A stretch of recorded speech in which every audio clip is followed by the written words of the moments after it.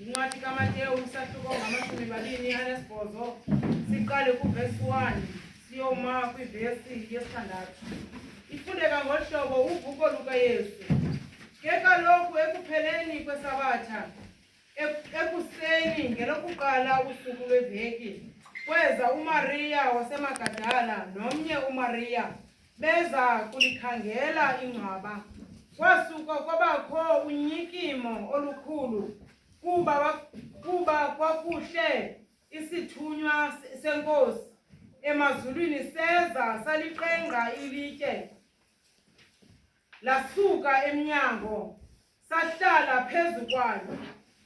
Ukubonakala kwaso ke kwaye kunjengombane, nesambatho saso saye simhlophe njengekhephu. Ngokoyika sona ke bangcangcazela abalindi baba njengabafileyo. Saphendula ke isithunywa sathi kubafazi abo, musani ukoyika nina, musani nina kuba ndiyazi ukuba nifuna uYesu lowo ebebethelelwe emnqamlezweni. Akakho apha kuba uvukile njengoko watshoyo.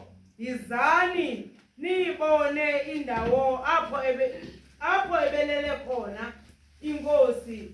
Yiyani ngokukhawuleza nibaxelele abafundi bakhe ukuthi uvukile kwabafileyo. Eli lilizwi leNkosi. Inkosi mayisikele lifuna kwesiphakathi.